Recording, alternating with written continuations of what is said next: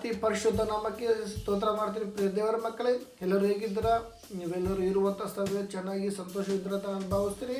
ಹೌದು, ಈ ಒಂದು ಒಳ್ಳೆಯ ಸಮಯದಲ್ಲಿ ನಾನು ಸತ್ಯವೇದದಲ್ಲಿ ಒಂದು ಸಂದರ್ಭವನ್ನು ಕುರಿತಾಗಿ ನಾನು ಮಾತಾಡಲು ಇಷ್ಟಪಡ್ತೀನಿ. ಅಪೊಸ್ತಲರ ಕೃತ್ಯಗಳು ಈ ಒಂದು ಪುಸ್ತಕದಲ್ಲಿ 4ನೇ ಅಧ್ಯಾಯ ನಾನು ಮಾತಾಡೋಕ್ಕೆ ಇಷ್ಟಪಡ್ತೀನಿ. 4ನೇ ಅಧ್ಯಾಯದಲ್ಲಿ ಬಂದು ಪೇತ್ರ ಯೋಹಾನರು ವಾಕ್ಯವನ್ನು ಹಂಚುವಾಗ ಅನೇಕ ಜನರು ವಾಕ್ಯವನ್ನು ನಂಬಿ ಮನಸ್ಸಾಂತರ ಬರ್ತಾ ಇದ್ರು. ಆದರೆ ಯಹೂದ್ಯರು, ಅಧಿಕಾರಿಗಳು ಇವರೆಲ್ಲ ಬಂದು ಪೇತ್ರ ಯೋಹಾನನು, ನೀನು ಯಾವ ಶಕ್ತಿಯಿಂದ, ಯಾವ ಹೆಸರಿಂದ, ಇದೆಂತಹ ಶಕ್ತಿಯಿಂದ ನೀನು ಈ ಕಾರ್ಯಗಳು ಮಾಡ್ತಿದ್ಯಾ?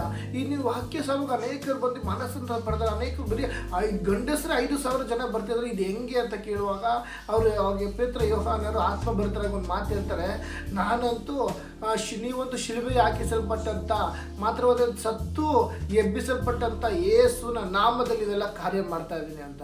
ಪ್ರಿಯ ದೇವರ ಮಗುವೆ, ಯೇಸುವಿನ ಹೆಸರಲ್ಲಿ ಅವರೆಲ್ಲ ಅದ್ಭುತ ಕಾರ್ಯಗಳು, ಪ್ರಾರ್ಥನೆ ಇವೆಲ್ಲ ಮಾಡುವಾಗ ಶತ್ರು ಅದನ್ನು ಅಲ್ಲಿ ಕಾರ್ಯ ಮಾಡ್ತಾನೆ. ಏನಂತ? ಯೇಸುವಿನ ಹೆಸರು ನೀವು ಎತ್ತಬಾರ್ದು, ಪ್ರಾರ್ಥನೆ ಮಾಡಬಾರ್ದು ಅಂತ ಅವ್ರು ಪ್ರೀ ಪ್ಲ್ಯಾನ್ ಮಾಡಿ ಹೆಂಗನ ಮಾಡಿ ತುಪ್ಪರಿಸ್ಬೇಕು ಅಂತ ಪೇತ್ರ ಯೋಹಾನ ಇವ್ರ ಮೇಲೆ ಮಾಡಬೇಕು ಅಂತ ಯಾರು ಯಹೂದ್ಯರು, ಅಧಿಕಾರಿಗಳೆಲ್ಲ ಬಂದು ಇದು ಮಾಡ್ತಾರೆ. ಅದೇ ಪ್ರಕಾರ ಪ್ರಿಯ ದೇವರ ಮಗುವೆ, ಈ ಒಂದು ದೇಹದಲ್ಲಿ ನೀವು ನಂಬಿಗಸ್ತನಾಗಿ ಇರುವಂಥ ಸಂದರ್ಭದಲ್ಲಿ ಶತ್ರುವಾದನು ನಿನ್ನ ಮೇಲೆ ತಪ್ಪುರ್ಸೋಕ್ಕೆ ಬರ್ತಾನೆ. ದೇವ್ರ ವಾಕ್ಯ ಅಂತ ನೀನು ಎಲ್ಲಿ ತಲೆ ತಗ್ಗಿಸುತ್ತೋ ಅಲ್ಲೇ ತಲೆ ಇತ್ತು ದೇವ್ರ ಕಾರ್ಯ ಮಾಡ್ತಾರೆ. ಆದರೆ ಪ್ರಿಯ ದೇವರ ಮಗುವೆ, ನಂಬಿಕೆ ಎಂದರೆ, ಯಾಕಂದರೆ ನಿಮ್ಮನ್ನು ಕರೆದಾತ ನಂಬಿಗಸ್ತನೋ. ಅಲ್ಲಿ ಮುಂದೆ ನೋಡುವುದಾದರೆ ಯೇಸುವಿನ ಹೆಸರು ನೀನು ಎತ್ತಲೇಬಾರ್ದು, ಪ್ರಾರ್ಥನೆ ಮಾಡಲೇಬಾರ್ದು, ಆದರೆ ನಾಮ ನೀನು ಯೂಸ್ ಮಾಡಲೇಬಾರ್ದು ಅಂತ ಹೇಳ್ತಾರೆ. ಆವಾಗಲ್ಲಿ ಪೇತ್ರ ಯೋಹಾನ ಒಂದು ಮಾತು ಹೇಳ್ತಾರೆ, ಅಲ್ಲಿ ಸ್ತೋತ್ರ, ದೇವರ ಮಾತನ್ನು ಕೇಳುವುದಕ್ಕಿಂತಲೂ ನಿಮ್ಮ ಮಾತನ್ನು ಕೇಳುವುದು ದೇವರ ಮುಂದೆ ನ್ಯಾಯವೋ ಏನೋ, ನೀವೇ ತೀರ್ಪು ಮಾಡಿಕೊಳ್ಳಿರಿ. ಏನಂತ? ದೇವ್ರ ಮಾತು ಕೇಳ, ನಿಮ್ಮ ಮಾತು ಕೇಳಲ್ಲ, ಯಾವುದೋ ನ್ಯಾಯ. ಪ್ರಿಯ ದೇವರ ಮಗುವೆ, ಅಲ್ಲಿ ನನಗೆ ಒಂದೇ ಒಂದು ಮಾತು ಹೇಳ್ತಾರೆ, ನಮ್ಗೆ ಇಷ್ಟವಾಯಿತು. 20ನೇ ವಾಕ್ಯ ನೋಡ್ಬೋದು, 4ನೇ 20ನೇ ವಾಕ್ಯ, ನಾವಂತೂ ಕಂಡು ಕೇಳಿದ್ದನ್ನು ಹೇಳದೇ ಇರಲಾರೆವು ಎಂದು ಉತ್ತರ ಕೊಟ್ಟರು. ಪ್ರಿಯ ದೇವರ ಮಗುವೆ, ಇವತ್ತು ನಾವು ಜೀವಿಸಿದ್ದೇವೆ ಅಂದರೆ ದೇವರು ನಮ್ಮ ಜೀವಿತದಲ್ಲಿ ಎಂಥ ಕಾರ್ಯ ಮಾಡಿದ್ದಾರೆ. ನಮ್ಮ ಕಣ್ಣುಗಳು ದೇವರು ಮಾಡುವಂಥ ಅದ್ಭುತ ಕಾರ್ಯಗಳು, ದೇವರು ನಮ್ಮನ್ನು ನಡೆಸಿದಂಥ ರೀತಿಯಲ್ಲಿ, ಲೋಕದಲ್ಲಿ ನಶಿ ಹೋಗುವ ಸಂದರ್ಭದಲ್ಲಿ, ಎಲ್ಲರೂ ಕೈ ಬಿಟ್ಟಂಥ ಸಂದರ್ಭದಲ್ಲಿ, ನಾವು ಹಾಸ್ಪಿಟಲ್ ಒಬ್ಬಂಟಿಗರಾಗಿರುವಾಗ ನಮ್ಮನ್ನು ಯಾರು ನೋಡಕ್ಕೆ ಬರೆದಿರುವಂಥ ಸಂದರ್ಭದಲ್ಲಿ ದೇವರು ನೋಡಿದ್ದಾರೆ, ದೇವರು ನಮ್ಮನ್ನ ಕರ ಹಿಡ್ದಿದ್ದಾರೆ. ಪ್ರಿಯ ದೇವರ ಮಗುವೆ, ಅಲ್ಲಿ ಪೇತ್ರ ಯೋಹಾನರು ಹೇಳ್ತಾ ಇದ್ದಾರೆ, ಯೇಸುವಿನ ಹೆಸರು ನೀನು ಯೂಸ್ ಮಾಡಬಾರ್ದು, ಯೇಸುವಿನ ನಾಮ ಯೂಸ್ ಮಾಡಬಾರ್ದು ಅಂತ.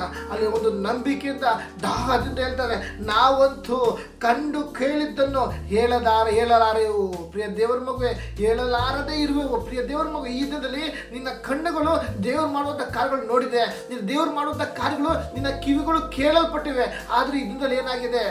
ದೇವರು ಮಾಡೋ ಅದ್ಭುತಗಳನ್ನು ಮರೆತು ಹೋಗ್ತಾ ಇದ್ದೀವಿ. ಪರಿಸ್ಥಿತಿಗಳನ್ನು ನೋಡಿಕೊಂಡು ಶತ್ರುವಾದನು ಪರಿಸ್ಥಿತಿಗಳು ತಂದು ಕೊಡ್ತಾನೆ, ಅನಾನುಕೂಲಗಳು ತಂದಾಗ್ತಾನೆ, ಮಧ್ಯದಲ್ಲಿ ಕುಟುಂಬದಲ್ಲಿ ಅಸಮಾಧಾನ ತಂದಾಗ್ತಾನೆ, ಕೆಲಸಕ್ಕೆ ಹೋಗುವಂಥ ಸಂದರ್ಭದಲ್ಲಿ ಒಂದು ಮನಸ್ಸಿನಲ್ಲಿ ಗಲಿಬಿಲಿ ತಂದಾಗ್ತಾನೆ. ಆದರೆ ನಮ್ಮದೊಂದು ತೀರ್ಮಾನ ಇರಬೇಕು, ದೇವರು ಮಾಡಿದಂಥ ಅದ್ಭುತ ನನ್ನ ಜೀವನದಲ್ಲಿ ಎಂಥ ಎಷ್ಟು ವರ್ಣಿಸೋಕ್ಕೂ ಅಸಾಧ್ಯವಾದದ್ದು. ಅದಕ್ಕಾಗಿ ನಾವಂತೂ ಕಂಡು ಕೇಳಿದ್ದನ್ನು ಹೇಳಲಾರದೇ ಇರುವೆವು. ಪ್ರಿಯ ದೇವರ ಮಗುವೆ, ನಿನ್ನ ಜೀವಿತದಲ್ಲಿ ದೇವರು ಎಂಥ ಕಾರ್ಯ ಮಾಡಿದ್ದಾರೆ ಅದನ್ನು ನಾವು ಈ ಪ್ರತಿದಿನ ಧ್ಯಾನಿಸುವರಾಗಿರಬೇಕು. ಶತ್ರುವಿನ ಪ್ರಾರ್ಥನೆ ಮಾಡಬೇಡ, ದೇವರ ಸನ್ನಿಧಿಗೆ ಹೋಗ್ಬಾರ್ದು, ಸಭೆಗೆ ಹೋಗ್ಬೇಡ ಅಂತ ಅನೇಕ ತಡೆಗಳು ಬರ್ಬೋದು. ಆದರೆ ನೀನು ನಂಬಿದರೆ ದೇವರ ಮಹಿಮೆ ಕಾಣುವೆ. ಯಾಕಂದರೆ ಪ್ರಿಯ ದೇವ್ರ ಮಗುವೆ, ನಿನ್ನನ್ನು ಎಂಥ ಸಂದರ್ಭದಲ್ಲಿ ದೇವರು ಕರೆದಿದ್ದಾನೆ. ಎಲ್ಲರೂ ಕೈ ಬಿಟ್ಟಂಥ ಸಂದರ್ಭದಲ್ಲಿ, ನಿನ್ನ ಕಣ್ಣೀರಿರುವಂಥ ಸಂದರ್ಭದಲ್ಲಿ ಎಷ್ಟೋ ಬಾರಿ ನಿನ್ನ ಒಡ ಹುಟ್ಟಿದವ್ರು ನಿನ್ನ ನೋಡೋಕ್ಕೆ ಬರಲಿಲ್ಲ, ಆದರೆ ದೇವರು ನಿನ್ನ ನಡೆಸಿದ್ದಾರಲ್ವಾ. ಆ ಒಂದು ಯಾರು ಆ ಪೇತ್ರ ಯೋಹಾನರು ಶಿಷ್ಯರು ನಂಬಿಕೆಯಿಂದ ಹೇಳ್ತಾ ಇದ್ದಾರೆ. ಆ ನಂಬಿಕೆಯಿಂದ ಹೇಳುವಾಗ ಅಲ್ಲಿ ಅನೇಕ ಜನರು ಅಲ್ಲಿ ನಂಬಿಕೆಯಲ್ಲಿ ನಿಲ್ತಿದ್ರು, ಮನಸ್ಸಾಂತರ ಪಡ್ತಿದ್ರು. ಇದರಲ್ಲಿ ಪ್ರಿಯ ದೇವರ ಮಗುವೆ, ನನ್ನನ್ನು ದೇವರು ಕರೆದಿರುವಾಗ ಶತ್ರುವಾದನು ಇದೇ ರೀತಿ ಮಾಡುವುದು. ನೀನು ಪ್ರಾರ್ಥನೆ ಮಾಡಬೇಡ, ಯೇಸುವಿನ ಹೆಸರು ಉಚ್ಚರಿಸಬೇಡ. ಯಾಕಂದರೆ ಅನೇಕ ಅನಾನುಕೂಲಗಳು, ಅನೇಕ ಇಕ್ಕಟ್ಟುಗಳು, ಅನೇಕ ಹೋರಾಟಗಳು ಕಣ್ಮುಂದೆ ಬರುತ್ತದೆ. ಅನೇಕ ಕುಟುಂಬದಲ್ಲಿ ಸಮಾಧಾನ ಕೆಡಿಸುವಂಥ ಕಾರ್ಯಗಳು ಶತ್ರುವಾದಂತ ಇರ್ತಾನೆ. ಯಾವಾಗ ನೀನು ಪ್ರಾರ್ಥನೆ ಮಾಡಬಾರ್ದು ಅಂತ. ಯಾಕಂದರೆ ನೀನು ಎಲ್ಲಿ ಪ್ರಾರ್ಥನೆ ಮಾಡಿದ್ರೆ ಇವೆಲ್ಲ ಸರಿಯೋಗುತ್ತೆ. ನೀನು ಪ್ರಾರ್ಥನೆ ಮಾಡಿದ್ರೆ ಕುಟುಂಬದಲ್ಲಿ ಒಂದು ಸಮಾಧಾನ, ನೀನು ಪ್ರಾರ್ಥನೆ ಮಾಡಿದ್ರೆ ನಿನ್ನ ಜೀವಿತದಲ್ಲಿ ದೇವರ ಮಹತ್ ಕಾರ್ಯ, ನೀನು ಪ್ರಾರ್ಥನೆ ಮಾಡಿದ್ರೆ ದೇವರ ಉದ್ದೇಶ ನೆರವೇರುವಂಥದ್ದು, ನೀನು ಪ್ರಾರ್ಥನೆ ಮಾಡುವುದೇ ಆದರೆ ದೇವರ ದರ್ಶನ ನಿನ್ನ ಮೇಲೆ ನಡೆಸುವಂಥದ್ದಾಗಿದೆ.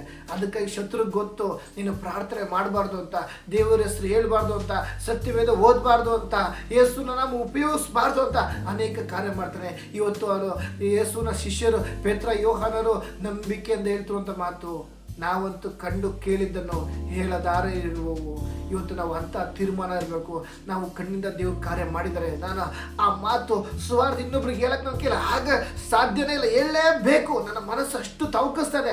ಅಂಥ ಒಂದು ನಂಬಿಕೆ ನಮ್ಗೆ ಬರುವುದೇ ಆದರೆ ದೇವರು ಬಲವಾದ ಕಾರ್ಯ ನಿಮ್ಮ ಜೀವಿತದಲ್ಲಿ ಮಾಡ್ತಾರೆ. ಅದಕ್ಕಾಗಿ ಪ್ರಿಯ ದೇವರ ಮಗುವೆ, ಇವತ್ತು ನೀವು ನಂಬಿಕೆಯಲ್ಲಿ ಬಲವಾಗಿರ್ರಿ. ನೀವು ನಂಬಿಕೆಯಲ್ಲಿ ಬಲವಾಗಿರುವಾಗ ನಿನ್ನ ಜೀವಿತ ದೇವ್ರ ಕಾರ್ಯ ಮಾಡ್ತಾನೆ. ಯಾಕಂದರೆ ಶತ್ರುವಾದನು ಬರ್ತಾನೆ, ಶತ್ರುವಾದನು ಬಂದು ನಿನ್ನ ಪ್ರಾರ್ಥನೆ ಬೀಳ್ಸಕ್ಕೆ. ಆದರೆ ನೀನು ಧೈರ್ಯದಿಂದಿರುವುದೇ ಆದರೆ ದೇವರ ಕಾರ್ಯ ನಿನ್ನ ಜೀವಿತದಲ್ಲಿ ಬಲವಾಗಿ ನಡೆಯುವಂಥದ್ದಾಗಿದೆ. ಈ ವಾಕ್ಯದ ಮುಖಾಂತರ ದೇವರ ಮೇಲೂ ಆಶೀರ್ವದಿಸಲಿ. ಆಮೇಲೆ